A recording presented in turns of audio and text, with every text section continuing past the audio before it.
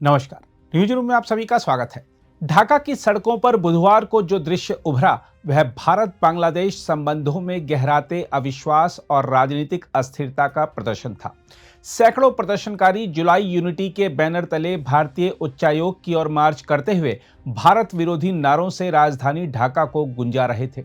Police ने उन्हें उत्तर बड्डा इलाके में रामपुरा ब्रिज के पास रोक लिया, लेकिन संदेश साफ था कि भारत अब बांग्लादेश की घरेलू राजनीति का सीधा निशाना बन चुका है। यह घटनाक्रम ऐसे समय हुआ जब भारत पहले ही ढाका में अपने उच्चायोग की सुरक्षा को लेकर गंभीर चिंता जता चुका था। प्रदर्शनकारी मांग कर रहे थे कि अपदस्थ प्रधानमंत्री शेख हसीना और अन्य नेताओं का प्रत्यर्पण किया जाए। साथ ही वह दिल्ली को बांग्लादेश की राजनीति से दूर रहने की चेतावनी दे रहे थे। प्रदर्शनकारियों ने दिल्ली या ढाका, ढाका तो है ढाका जैसे नारे लगाकर यह भी साफ कर दिया कि भारत को अब वहां एक हस्तक्षेपकारी शक्ति के रूप में पेश किया जा रहा है। पुलिस के अनुसार यह इलाका राजनयिक मिशनों का केंद्र है, इसलिए सुरक्षा के मद्देनजर अतिरिक्त बल तैनात किया गया। रिपोर्टों के मुताबिक बुधवार को मुख्य सड़क पर घंटों यातायात ठप रहा और राजधानी का माहौल तनावपूर्ण बना रहा। प्रदर्शन का नेतृत्व ढाका विश्वविद्यालय केंद्रीय छात्र संघ के नेता एबी जुबैर कर रहे थे, जबकि जुलाई विद्रोह से जुड़े कई संगठनों ने इसमें भागीदारी की।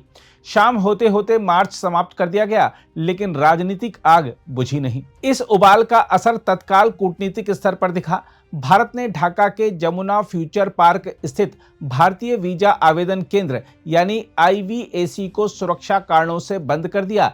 इससे पहले नई दिल्ली में विदेश मंत्रालय ने बांग्लादेश के उच्चायुक्त M रियाज हमीदुल्लाह को तलब कर कड़ा विरोध दर्ज कराया और साफ कहा कि किसी भी कीमत पर भारतीय मिशनों की सुरक्षा से समझौता स्वीकार नहीं किया जाएगा। भारत ने बांग्लादेश की अंतरिम सरकार को उसके राजनयिक दायित्वों की याद दिलाई और चरमपंथी तत्वों की गतिविधियों पर चिंता जताई। विवाद यही नहीं रुका। बांग्लादेश की अंतरिम सरकार के विदेश मामलों के सलाहकार M तौहीद हुसैन ने भारत की चुनाव संबंधी सलाह को सिरे से खारिज करते हुए कहा कि ढाका को अपने पड़ोसियों के उपदेश की जरूरत नहीं है। उन्होंने पलटवार करते हुए आरोप लगाया कि शेख हसीना के शासनकाल में हुए हास्यास्पद चुनाव पर भारत चुप रहा। इसी बीच बांग्लादेश की राजनीति में हिंसा की छाया और गहरी हो गई है। पिछले साल के सरकार विरोधी आंदोलन के प्रमुख चेहरों में शामिल शरीफ उस्मान हादी की गोली मारकर की गई हत्या ने माहौल और विस्फोटक बना दिया है। नारायणगंज में BNP के एक उम्मीदवार ने सुरक्षा कारणों से चुनाव नहीं लड़ने की घोषणा कर दी है, जो बताता है कि 12 फरवरी को होने वाले संसदीय चुनाव किस कदर भय और अनिश्चितता के साए में हैं।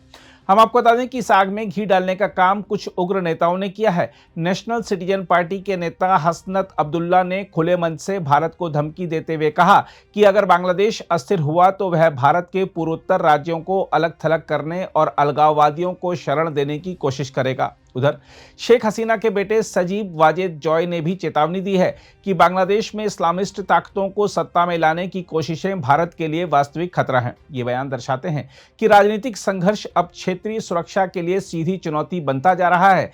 साजिब वाजेद जॉय ने स्पष्ट चेतावनी दी है कि मौजूदा यूनुस नेतृत्व वाली अंतरिम सरकार भारत के लिए एक वास्तविक खतरा है, जो इस्लामवादी ताकतों को सत्ता में लाने की साजिश रच रही है।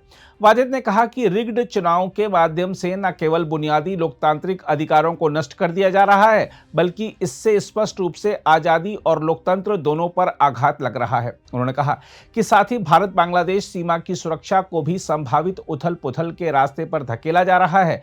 वाजेद ने यह भी कहा कि यदि धार्मिक चरमपंथियों को खुला हाथ दिया गया तो न केवल बांग्लादेश में आतंकी नेटवर्क सक्रिय हो सकते हैं, बल्कि भारत के पूर्वी सीमाई इलाकों में भी खतरे उभरेंगे, जिससे दोनों देशों के बीच स्थिरता की बजाय अस्थिरता का जाल फैलेगा। हम आपको यह भी बता दें कि भारत ने साफ किया है कि वह चरमपंथियों द्वारा फैलाए जा रहे झूठे नैरेटिव को खारिज करता है और बांग्लादेश सरकार से ठोस जांच व सबूतों की अपेक्षा रखता है।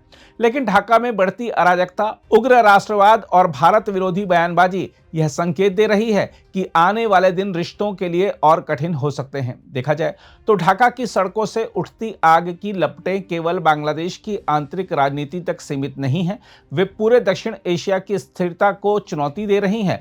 भारत को खलनायक बनाकर पेश करना आसान राजनीति हो सकती है, लेकिन इससे न तो बांग्लादेश के चुनाव निष्पक्ष होंगे और न ही वहां की सुरक्षा स्थिति सुधरेगी।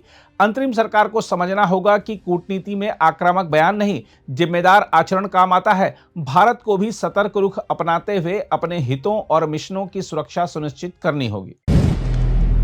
अगर आप भी लेना चाहते हैं देश दुनिया की तमाम जानकारी तो आज ही सब्सक्राइब करें हमारे चैनल को। साथ ही नीचे दिए बेल आइकन को जरूर दबाएं ताकि हर अपडेट आप तक पहुंच सके।